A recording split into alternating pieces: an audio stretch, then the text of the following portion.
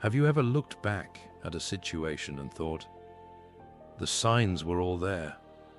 Why didn't I see it? The toxic partner, the manipulative friend, the boss who never had your best interests at heart. The red flags were waving, yet you stayed. But what if I told you, this isn't just bad judgment. It's a psychological trap, one we're all wired to fall into. Today we're uncovering why people ignore red flags, even when they know better. And by the end of this, you'll know how to break free before it's too late. Psychologists have studied this for decades, and here's what they found. Your brain doesn't just process red flags logically. It filters them through emotion, past trauma, and cognitive biases. One of the biggest culprits, cognitive dissonance. This is the mental discomfort we feel when reality clashes with what we want to believe. Say you're in a relationship where your partner is distant, dismissive, or even cruel.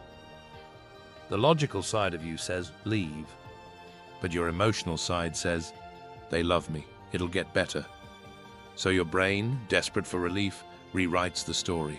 It minimizes, rationalizes, and ignores the red flags.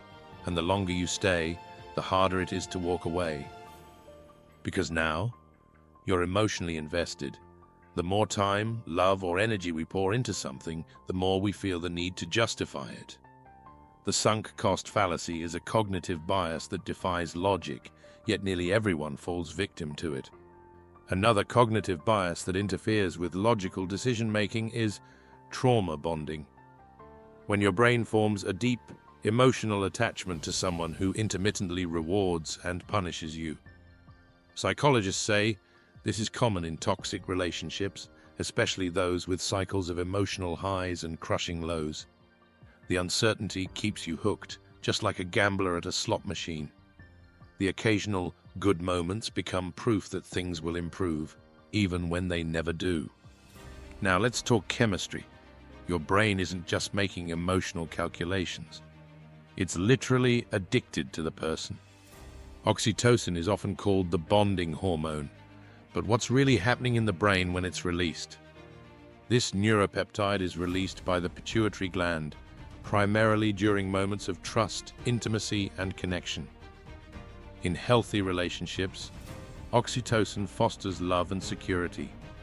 But in toxic dynamics, it reinforces unhealthy attachments.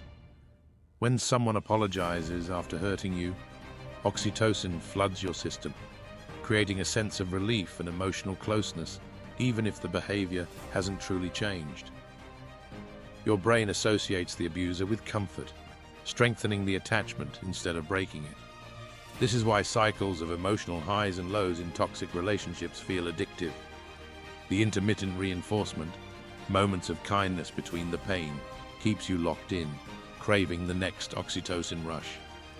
At a physiological level, oxytocin also dampens the brain's stress response, meaning that even painful relationships can feel soothing at times.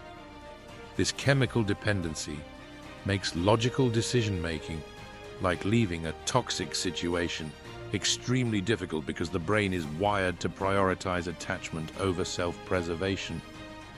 Then there's habituation, or the boiling frog effect. If something bad happens gradually, we get used to it. Our brains adjust. What once seemed unacceptable becomes our new normal. This is how people end up tolerating what they once swore they never would. And let's be honest, sometimes staying in a bad situation feels easier than facing the unknown. This is called loss aversion.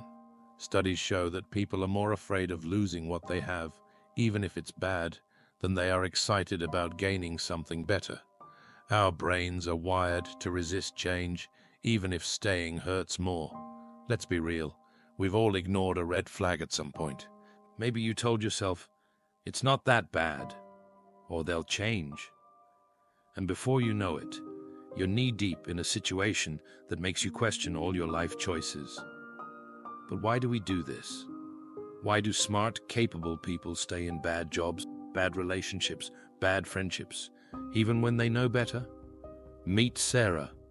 She landed what she thought was her dream job. The pay? Decent. The workload? Insane. The boss? A walking red flag. Constant last-minute demands. Zero respect for personal time. Classic toxic workplace behavior. Sarah knew it was unhealthy. Her friends told her to quit, but she kept saying, "I just need to prove myself. It'll get better." Spoiler alert, it did not. By the time she left, she was burnt out, underpaid, and questioning her entire career. But why did she stay? Because her brain told her, "You've already worked so hard, you can't leave now." Then there's Alex. The relationship started amazing. Dates, deep talks, butterflies. But then, red flags started waving.